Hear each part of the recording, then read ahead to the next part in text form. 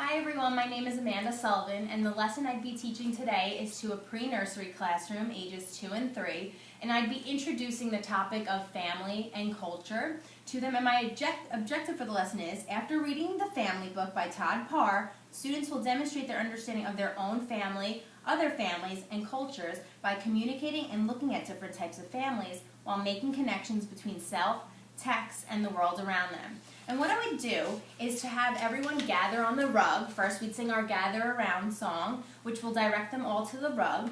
And I will also give them a pretzel to help them sit on the rug and help them stay focused. This keeps their attention because they're orally stimulated. And what I would do is I'd first ask questions like, what am I holding up in my hand? And what they'd look at, they'd all take notice of what I'm holding, and some of them may have all different kinds of answers, like, that's a picture. And then I may even say, well, who do you think is in this picture? And they might see myself, I'm right up here. And then I would say, yes, and then this is my mom and my 2 sisters. And I would name their names, and I'd say to them, are they girls or boys? And they would say, girls. Many of them are familiar with what a girl is and a boy is because we already discussed that in the beginning of the school year. So that also activates their prior knowledge. So after showing them the picture, I'd explain, this is my family. And a family is a group of people who you spend time with, who love, support, and protect you. And then a lot of them will definitely be raising their hands, saying, oh, I have a family, this is who is in my family. But I will hold all questions until the end because I do want them to come maybe sit around in a circle, and then I will have them each come up. They will have a picture with them of their own family because I'll hand them out to them. That I would email the parents before the lesson, maybe over the weekend, just having everyone bring in their own picture so then I can give each child a picture of their family and make sure that no one is left out. So I would ask them, what is a family? What do you see in this picture? Who makes up a family? Where is your family from? Some of them may know. I will share an example of where my family is from. Like, my mom came from Italy, so I'm Italian.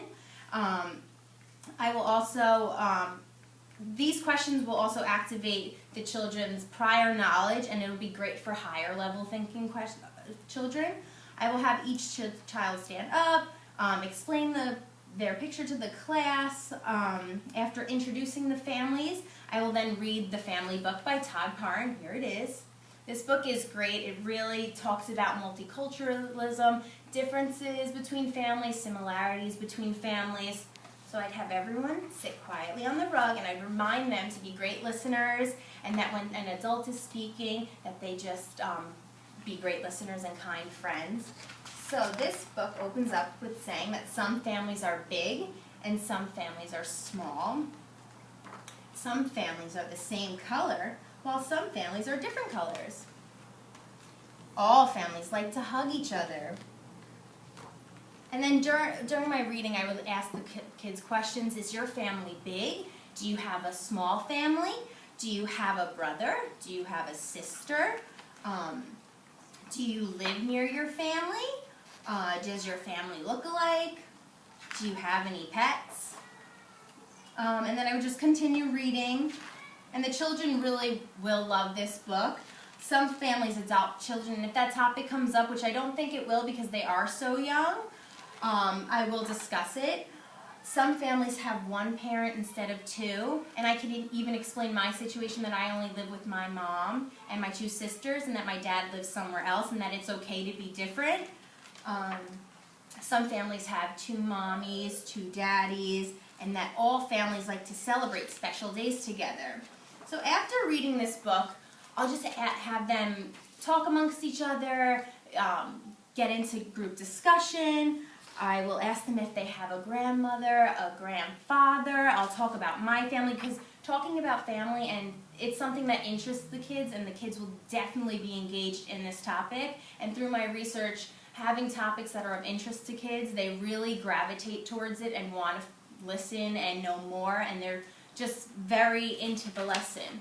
I'll also talk about that the students may point out or speak about different pages in the book, which will connect them to real life experiences. And I think that's really important because through exploration and experiences, the children learn most. I will also provide initial examples and prompt the children for additional ideas.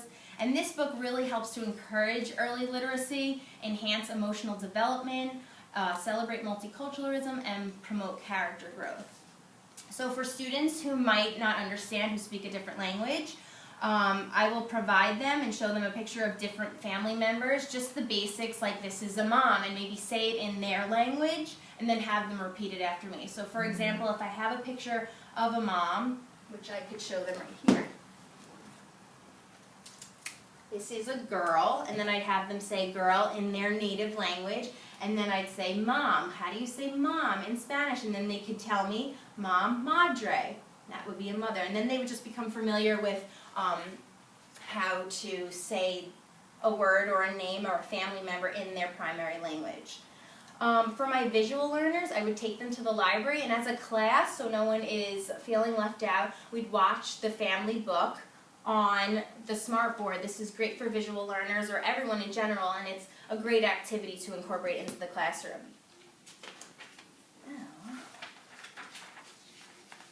So throughout the week, I will just reinforce the material that was learned regarding families and cultures, and I will read this book every day because repetition is great for young emergent readers. And then throughout the week, I will create our own families board, which is right here, just as an example. So when the kids come in, being that they're so young, they really will want to see their families and the pictures of their families and how every family may look different or similar in ways. And then since they are so young, they don't really like transitioning and separating. So this is a great way to get them into the classroom and just to show them that our mommies or daddies or sisters, brothers, pets, they're always with us because they're right in the classroom with us. And they'll just love to have that picture with them, and to be able to look at it and connect to it every day is something that's really great. So I hope you all enjoyed my lesson, and have a great one. Thank you.